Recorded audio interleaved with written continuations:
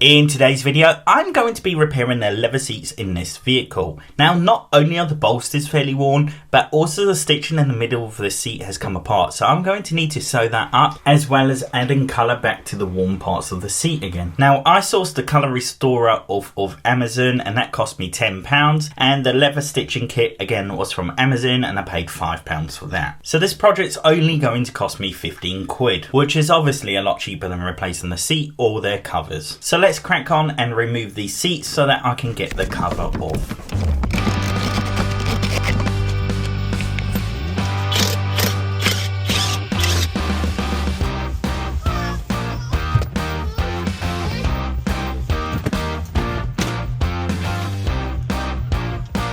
Where's your seat gone?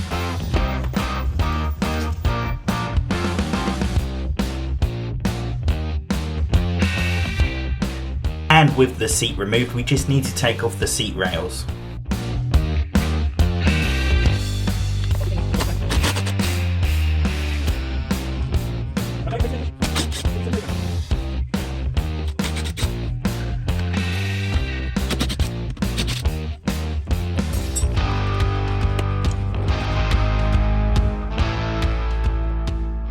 These covers are fairly hard to take off and are a painstaking task, so if you don't have patience, then this probably isn't the task you want to take on yourself.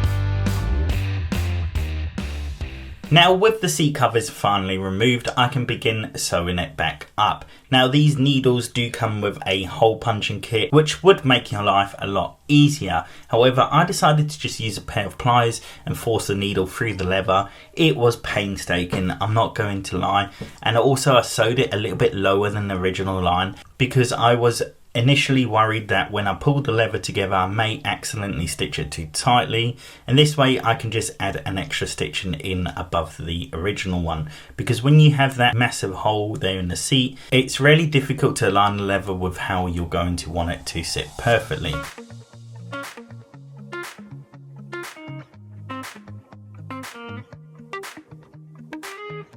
Now you can see that my stitching isn't perfect. I did a combination of a blanket stitch as well as just a standard running stitch.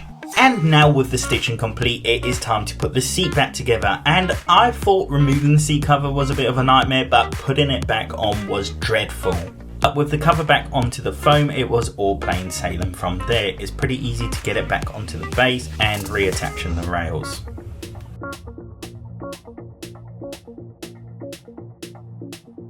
And with the seat all back together, it can now go back into the vehicle.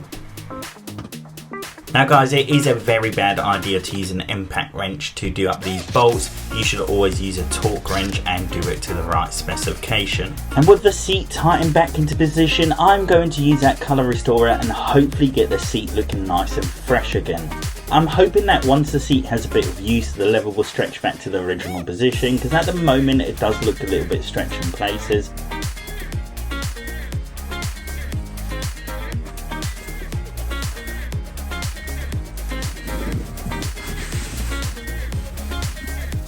And here is the finished result. And of course, I personally think it looks great, especially compared to how it looked when I first started. And I'm sure you guys would agree with that. So if that isn't worth a subscription, then I really don't know what is. So thanks for watching, and I hope you'll become part of my journey.